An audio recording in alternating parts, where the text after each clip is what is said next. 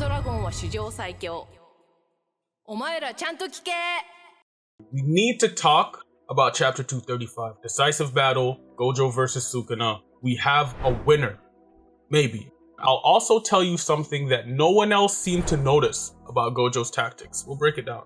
Chapter 235 picks up where Chapter 234 ended, with Gojo, the master of the one-arm push-up, using maximum output blue to destroy Agato. Because Gojo has already landed 2 black flashes, he's charged up, voltage is up, intensity is up. Ambidextrous again. He regrew his right hand, which of course isn't a surprise, and now Sukuna, for the first time in thousands of years, he's nervous.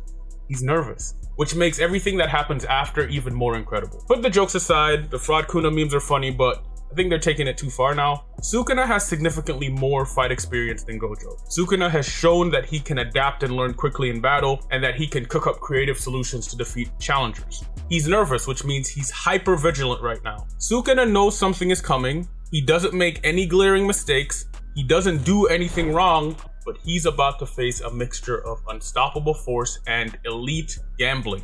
I guess because Gojo's insanely intelligent, it would be better to call it calculated risks. Gojo rolls the dice, and most times it works out in his favor. Probably the most famous example of this was when he sent the students to go fight Geto, knowing that Geto wouldn't kill them as sorcerers. Theoretically, Geto could have killed them, but Gojo gambled on what he knew of his best friend. That's the point.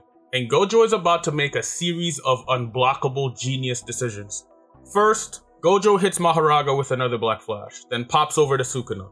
Sukuna looks like his mom's about to come home, he didn't thaw the chicken. He got sent to the principal's office. This is going on his permanent record. He's still a warrior, so Sukuna throws a punch. Gojo does the Tekken sidestep, grabs Sukuna's wrist, threw him like a shot put into Daddy Raga. Then Gojo instantly follows up with yet another black flash. 4 black flashes in a short period of time. Mahoraga tries to block it to protect Sukuna, but the impact causes them to fly through an office building. Now follow the genius. Gojo knew Mahoraga would try to shield Sukuna. This entire sequence forced both Sukuna and Mahoraga to focus entirely on Gojo. And now, Gojo not only scored some damage, but more importantly, it's about the positioning. Since they are inside the office building, it obscures Mahoraga and Sukuna's visions.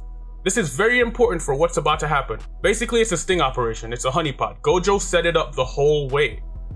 Next, shit gets dark for Sukuna. Gojo starts chanting. Do your homework on chanting. We all know if Gojo is chanting, it's the start of a big attack. Sukuna thinks Gojo is preparing to use red, which is a very fair assumption and a correct assumption. He is about to use red. People online are glossing over the fact that Sukuna did indeed assess the situation properly up until this point. Now, just like he did with blue, Sukuna plans on making Mahoraga take the hits from red, his Hot Wheel keeps fidget spinning, and after a couple turns, Mahoraga would then adapt to red. Here's where it goes left. Mojo Gojo hits the John Travolta staying alive pose. He shoots the red upwards like a flare gun. Sukuna, respectfully, he's shitting bricks.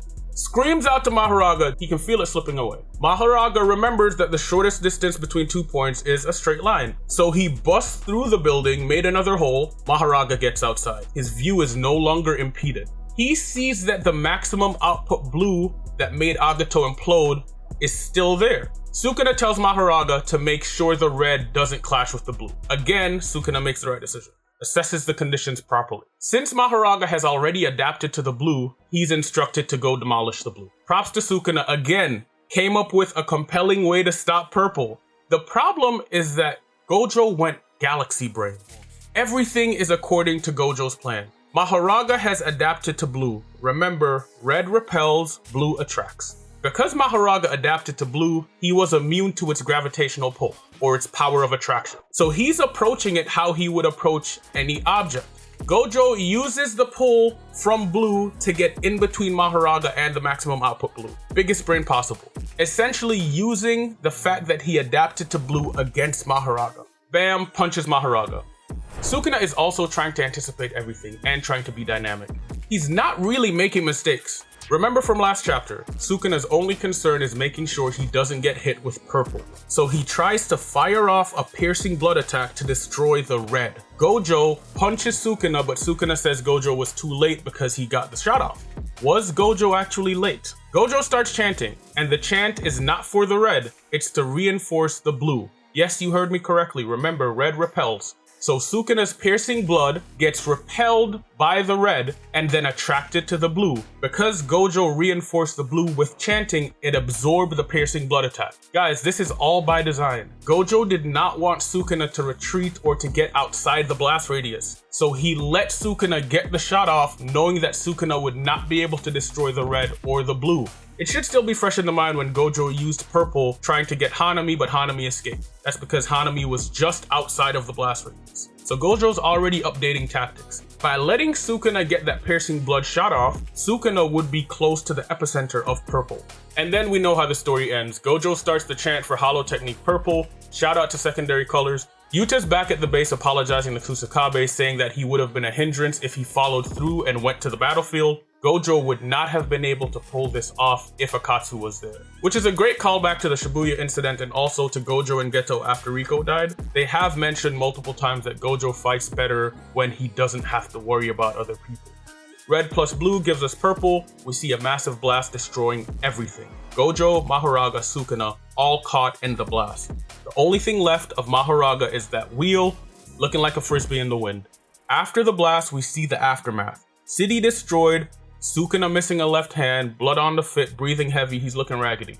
Gojo gambled correctly again. He explains to Sukuna that the purple hit him too, but because it was Gojo's own cursed energy, it barely affected Gojo.